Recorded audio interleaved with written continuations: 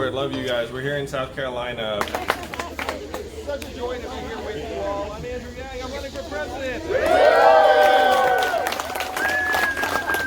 we're driving over here, we just got a poll. I'm tied for 5th place. Just last week, we got the news that I qualified for the fall debates.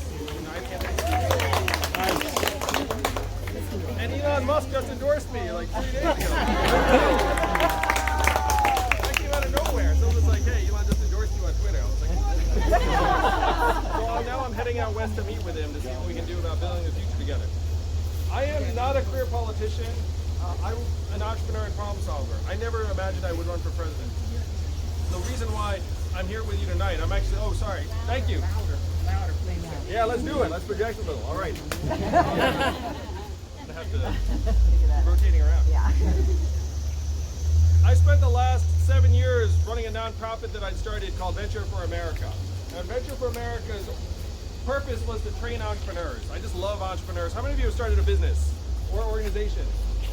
So if you have your hand up, you know 2 things. 1, that's incredibly brutally hard. And number 2, you're not allowed to talk about how hard it is.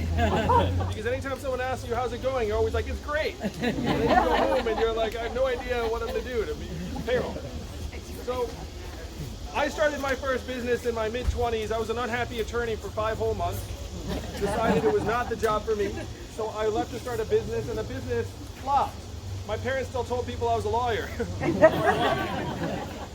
Then I recovered, I worked at another company, and then another, and I became the CEO of an education company that grew to become #1 in the United States.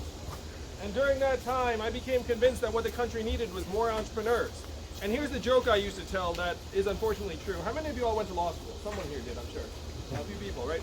So if you're a smart, somewhat lost, recent college graduate, and you tell your parents that you're going to law school, what do they say? They'll say, that's great. It's a great idea. It's easy to find, and the government will give you a $100,000 loan, no questions asked. If you decide you want to start a business, your parents will think that's a terrible idea. It's hard to find, and no one will give you a $100,000 loan. Right. So there was no mystery that we have tens of thousands of unhappy, indebted law school graduates, and a real shortage of people starting businesses in communities around the country. So I thought, okay, I'm going to change that. So I donated some money. I called wealthy friends and I asked them, do you love America? The smart among them said, what does it mean if I say yes to this question? I said at least $10,000. 12 of them said, I love America for $10,000. It's like, I thought you did. So raised a couple $100,000. The organization grew and grew. 7 years later, we'd helped create several thousand jobs in 15 cities around the country. I was honored by the Obama administration. I got to bring my wife to meet the president, so my in-laws liked me for about a month. So I was getting clapped on the back for helping create these jobs. But unfortunately, I had a really uneasy feeling even as I was getting to know more of the country. Now, how many of you are from here in South Carolina? How many of you are from the Northeast? The Midwest? The West Coast? So I had grown up primarily on the East Coast. I had never been to Birmingham, St. Louis, Cleveland. I'd been to Michigan. New Orleans. I'd never been to a lot of these places, and I was surprised by the gulf I saw between St. Louis and San Francisco, or Michigan and Manhattan, where if you flew a few time zones, you felt like you were crossing dimensions, or decades, or ways of life, and not just a few time zones. So I had this uneasy feeling. I felt like I was pouring water into a bathtub that had a giant hole ripped in the bottom. And then that feeling came to a head when Donald Trump became our president in 2016. Yeah. Now, you all reacted to that probably quite negatively because we're here together. Though some of you voted for Donald Trump and we're celebrating, and that's fine. No. Well, I'm going to say it was someone here voted for Donald Trump. You know, it's like, good. And the great thing is that our event, like, he'll totally say. So if you turn on cable news, what explanation would you get for Donald Trump's victory in 2016? Why is he our president? The Russians elected him. It's economic anxiety, the Russians, Facebook, the FBI, Hillary Clinton, WikiLeaks. And all of these things are mixed together in a cocktail, and all of them were present. But I looked at the numbers, I'm a numbers guy, and the numbers tell a different story. The reason why Donald Trump is our president today is that we automated away 4 million manufacturing jobs in Michigan, Ohio, Pennsylvania, Wisconsin, Iowa, and tens of thousands here in South Carolina. And if you don't believe me, if you dig into the voting district data, there's a straight line up between the adoption of industrial robots in a voting area and the movement to Trump. It's one of the strongest correlations you can find. We're in the third inning of the greatest economic transformation in the history of our country. It started with manufacturing and now it's moving to other parts of the economy. How many of you have noticed stores closing around where you live here in South Carolina? And why are those stores closing? Amazon, e-commerce. Amazon's soaking up $20 billion in business every year. How much did Amazon pay in taxes last year? Zero. So that is the math. 20 billion gets vacuumed out of your communities, 30% of your stores and malls close, and you get zero in return. The most common job in South Carolina and in the United States is a retail clerk. The average retail clerk's a 39-year-old woman making between $9 and $10 an hour. So if her store closes, what is her next job going to be? Retail. When you call a customer service line right now and you get the software, what do? You probably do the same thing I do, which you say human, 000 in the right? Until you get a human. I do the same thing. We all do it. In about 2 or 3 years, the software is going to sound like this. Hey Andrew, how's it going? What can I do for you? It's going to be fast, efficient, delightful. You might not even realize it's software. What's that going to mean for the 2.5 million Americans who work in call centers right now for a living who make 14 bucks an hour? Driving a truck is the most common job in South Carolina and 28 other states. My friends in California are working on trucks that can drive themselves. Why do they want self-driving trucks so bad? Because of $168 billion a year in cost savings from automating truck driving. That's an unbelievable amount of money. It's an amount of money that could make incredible things happen quite quickly. I talked to my friends in Silicon Valley. They say we are 98% of the way to self-driving trucks right now. Now 2% is a very big gap because you can't have trucks smashing into things 2% of the time. That's unacceptable. And self-driving vehicles are really bad with something called snow. Because when snow covers the highway markings, the computer doesn't know what to do. And you can't have that happening in highways around the country. Do you remember the first time you watched a TV video on your cell phone? You remember that? Remember that? It was like, wow, we can do this now? So that's 3G. We're going to be rolling out 5G in the next number of years. The way they think they can get the last 2% is they're going to equip the trucks with teleoperating software and have a teleoperator in Nevada beam into the truck. So he'll start playing it like a video game. So he'll be in Nevada, it'll go, this truck's not sure what to do, so then he beams in, and then he can see out the front of the truck like it's a video game. The truck has cameras on the front. So then he drives the truck from Nevada for a little while, and then the computer says, I've got it from here, and then he beams back out. What is the ratio going to be between teleoperators and the 3.5 million Americans who right now drive a truck for a living? 2 or 3%, 4%, 5%?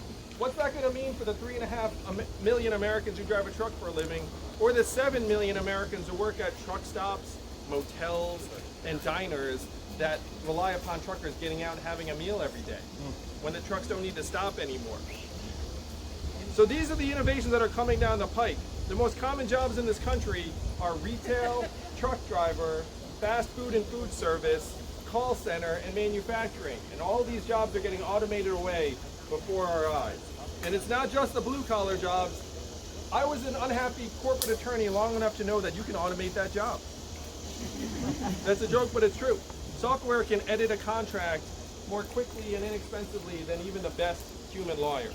So it's not just the jobs that are the most common in our society, it's also accounting, being a lawyer, radiology, pharmacists. All of these things are at least partially automatable.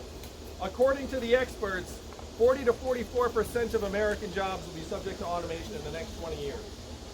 We're in the third inning of this transformation, and it has already given us Donald Trump, and it's about to accelerate. So I took these facts and figures to Washington, D.C. My first move was not to run for president, because I'm not crazy. My first move was to take the facts and figures in a PowerPoint and go to Washington, D.C. and say, hey, what are we going to do about the fact that America is going through the greatest economic transformation in history, and no one understands it, no one's talking about it? We're scapegoating immigrants for something immigrants have nothing to do with. And what do you think the folks in Washington, D.C. said to me when I asked them, what are we going to do about it? Don't know. Or reframe it. He said, how do I use Google? Number one, we cannot talk about that. Number two, we should study that. And number three, we must educate and retrain all Americans for the jobs of the future. That last one sounds responsible. And I said, hey guys, I looked at the studies. Do you all know how effective the government-funded retraining programs were for manufacturing workers who lost their jobs? This man's yang, 0 to 15%. They were almost entirely ineffective.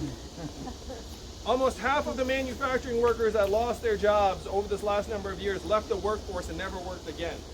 And then of that group, half filed for disability. And then we saw surges in suicides and drug overdoses in these communities to the point where America's life expectancy has declined for the last 3 years in a row. You all want to know the last time America's life expectancy declined 3 years in a row? The Spanish flu of 1918. It's been 100 years. Last time our life expectancy declined for 3 years in a row was a global pandemic that killed millions. We're back in Spanish flu territory now because of drug overdoses and suicides. And that's what happened to the manufacturing workers. Manufacturing workers are 70% male, 30% female, at a range of attributes. Truck drivers are 94% male, average age 49, average education high school or 1 year of college, and tens of thousands of them are ex-military. What happened to the manufacturing workers will happen to the truck drivers, but much more extreme. Dozens of truck drivers just protested in the Midwest. They did something called a slow roll, which means they drove their semi-truck slowly at 40 miles per hour, and then everyone had to go 40 miles an hour. Everyone was confused. I was like, why are we all going so slowly? It's because the truckers decided to go slowly. What were they protesting? They were protesting the digital monitoring of their driving time. They disliked the fact that they were forced to stop their truck after 14 hours and get out and go to sleep and take a nap. And they have no choice in the matter. So they were protesting. How do you think they'll react when it's a robot truck that doesn't stop and is taking their job? Only 13% of truckers are unionized. 87% of them are in mom and pop businesses and own their own trucks. There is no grand negotiation. There's no giant, okay, let's figure this out. It's just robot trucks hit the highways, $168 billion a year. And you know what happens in America, money drives everything. Already communities are bending over backwards trying to cater to the self-driving vehicles. So this is what I went to DC with, and they essentially were like, we have nothing to do with this. And one of them said something to me that brought me here to you all tonight in South Carolina. He said, Andrew, you're in the wrong town. No one here will do anything about this because Washington, D.C. is not a town of leaders, it's a town of followers. And the only way we will do anything is if you create a wave in other parts of the country and bring it crashing down on our heads. And I said to him, challenge accepted. You'll see me again after I'm president. So this is what drew me to you all. Because this group of people, this is how you start a revolution. South Carolina, you all have so much power in your hands, it doesn't feel like it because you're just living your lives. Then occasionally presidential candidates show up. What number candidate am I for you? Just raise your hand and just give me a finger count. So I see a 5, I see a 2, I see a 4. Look this way, here's a 1. A 1? So the reason why so many presidential candidates will come to you all is that you have the future of the country in your hands. You can determine a vision that will sweep the rest of the country. I did the math. Do you know how many Californians each South Carolinian is worth? 500. 500. That's right. So this group, there may be 200 of you here. That's approximately, let me do the math. That's 10,000. Did I get that wrong? It's 100,000. It's 100,000, isn't it? It's 100,000 Californians. This group of people represents 2.5 football stadiums worth of Californians. Wow. That's how much power you all have. That's why we're just going to keep on coming to you, because if you get behind a candidate, it can sweep the country like wildfire. So when I say vision to take to the rest of the country, what am I talking about?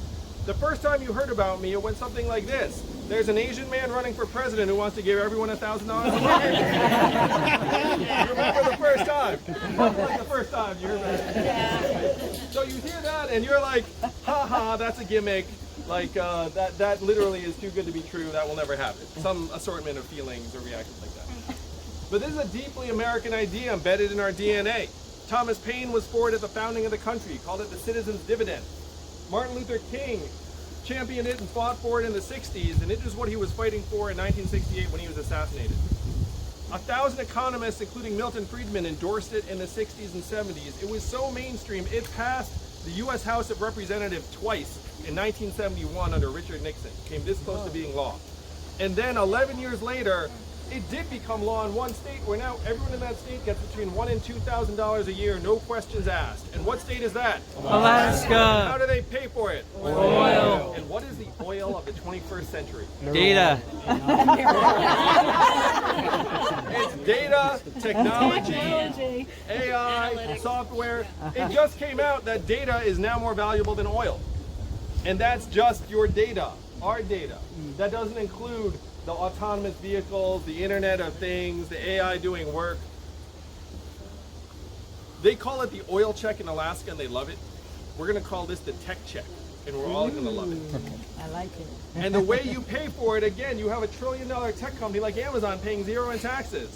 Paying more than everyone here. Imagine that. Yeah. I ran a private company. I never paid zero taxes. I paid what you all paid. I was paying 40, 45, even 50%. So if Amazon and Google and Facebook and the gang are the big winners of the 21st century economy and they pay nothing, again, you're losing 20 billion from your communities, 30% of stores are closing and you're gonna see nothing, then of course we're gonna struggle. But if we get the American people even a sliver, our fair share of every Amazon sale, every Google search, every Facebook ad, every robot truck mile, we can easily afford a dividend of $1,000 a month for every American adult, particularly because we know where the money would go. After I'm president in 2021, thank you, South Carolina. After I'm president in 2021 and the dividends start going out, you get it. How are you going to spend it? Said At Amazon. Amazon. Some of it would definitely go to Amazon. You know it. For sure. But some of it would also go to daycare, and the Little League sign ups, the occasional night out, to nonprofits you support and love, to volunteerism, to Local political Grad school. organizations. The vast majority of it would stay right here in South Carolina. Yeah. This is the trickle up economy Invest in technology. from people and families and communities up. It's the opposite of the trickle down garbage that never works. Never worked. This would 100% work. And here's the kicker. Like, I'm friendly with some of the people at the very top, and they support it. Elon Musk just endorsed me, Jack Dorsey, Sam Altman, Alexis Ohanian, who's Serena Williams' husband, if you don't know who that is. But even the CEO of JP Morgan Chase recently came out and endorsed a plan very similar to what I'm suggesting. And I'm friendly with Jamie. I've been with him a half a dozen times, and he says what others say is that this economy is not working for Americans anymore, and we need to think bigger about how we're going to make it work. Yes. This is the trickle-up economy. This is the vision that we need to take to the rest of the country in 2020 as fast as possible. But we can't stop there. How many of you were excited about GDP when you woke up this morning? How many of you were like, oh, it's going to be higher. I can feel it. It's going to make a big contribution today. How much does my wife's work? My wife's at home right now with our two young boys, one of whom has autism. What is her work calculated at in GDP every year? Zero. What does the market think her work is worth? Zero. We know that's nonsense. We know that her work is more valuable than the work of a management consultant or a hedge fund manager. It's some of the most challenging and vital work that gets done in our society. I was off the trail for a couple days taking care of our kids. And my wife had some time off. And you know what I said after a couple days? Get me back on the presidential trail. Because being a parent, now raise your hand if you're a parent. You know what I'm talking about. Like, being a parent is like the hardest work. So hard. And we calculate it at zero. We say it, and we also know that women do the vast majority of the unrecognized and uncompensated work in our society. And to change that, we have to actually change the way the rules work in terms of how we measure value. Like, if we listen to the market's going to zero out more and more of us. It's going to zero out the truckers. It's going to zero out the accountants. It's going to zero out 30% of the retail workers. We have to evolve in how we actually think about both work and value in this country as fast as possible. That's the great opportunity from this set of changes. So if GDP is not a great measurement of economic value because self-driving trucks will be great for GDP, very bad for people, what's actually a better set of measurements? If I told you something got better in your community, what would actually make you happy? Health and life expectancy. That would be good, right? Rent. Yeah, rent and affordability. More time off. Like work schedule. There's a guy named Payne who projected we'd have 15-hour work weeks by now because our economy would be so strong. He was like, no, there's no reason anyone would work more than 15 hours. It's wild. He actually got the top line growth right, but he got the hours obviously very, very wrong. So time spent with family, you can actually have that. How about mental health and freedom from substance abuse? Yeah. How about clean air and clean water? Yeah. How about how our kids are doing? Yes. Believe it or not, we have numbers for all these things. And as your president, it will be my joy, my pleasure to go down the street to the Bureau of Economic Analysis and say, hey, GDP, 100 years old, kind of out of date. Yeah. Even the inventor of GDP said at the time, this is a terrible measurement for national well-being and we should never use it as that. So it's time for an upgrade. So we upgraded to the American scorecard that includes mental health, and environmental quality, and childhood success rates, and affordability. And then I report that to the American people every year at the State of the Union in a PowerPoint. I'm going to be the first president to use a PowerPoint. And then we can actually see how we're doing period to period and say, hey, okay, 8 Americans are dying of drugs every hour. That's unacceptable. Let's try and get that down by 50% in this time frame. And then you hold yourself accountable. That's what rational teams do. That's what organizations do. Instead, right now, we're arguing in symbols and no one knows what progress even looks like. So this is how we evolve the economy of the 21st century. How we start building a trickle-up economy around our own well-being. We have to make this move as quickly as possible because if we wait another 4 years, what happens? The self-driving trucks get closer to the highways, more of your stores close, artificial intelligence gets smarter and smarter. We have to take this vision and make it real right now. So I'm with you all tonight. I'm in, depending upon what you look at, I'm somewhere either 5th, 6th, or 7th place. The internet has me as 5th most likely to be president. I am one of only 2 candidates that more than 10% of Donald Trump voters said they would support. Which means if I'm the nominee, I will win hands down. Woo! Yeah. Who is the other candidate that they support at 10% or higher? Bernie. So it's me and Bernie. But I'm younger, I'm fresher, I'm tech better, I'm more Asian. Less white. I am the foil to Donald Trump. His voters know it. I'm already peeling off conservatives, independents, libertarians, as well as Democrats and progressives. I can build a broader coalition to beat Donald Trump in 2020. That's great. Yep. Now, how are we getting here? How am I going to be on the debate stage in front of half a dozen senators, governors, and the rest of it? We have this incredible Yang Gang. Thank you. Some of you are part of the Yang Gang. Gang gang! Where we've raised $3 million this quarter in increments of only $24 each. So my fans are even cheaper than Bernie's. You didn't know it was possible, but we found them. We found the cheapest Americans. It's only $24. But there's so many people that we raised $3 million just in the last 6 weeks. We're on the way up. We're growing really, really, really quickly.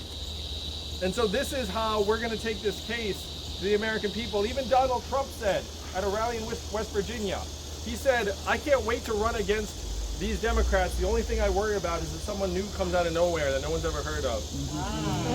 And then I got dozens of messages saying, he's talking about you.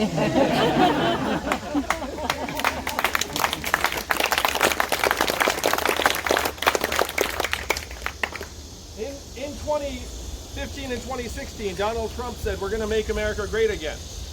We're going to build a wall. He got a lot of the problems right, because there's a lot of suffering and anxiety and depression in communities around the country. He said we're going to make America great again, and the Democratic response, Hillary's response was what? It's already great. America's already great. And that unfortunately did not win. Trump got the problems right, but his solutions were the opposite of what we need. He said we're going to build a wall, we're going to turn the clock back, we're going to bring the jobs back. And I'm saying we have to turn the clock forward as fast as possible. We have to accelerate our economy and society. We have to evolve in the way we think about work and value. And I am the ideal candidate for that job because the opposite of Donald Trump is an Asian man who likes math. Right. We're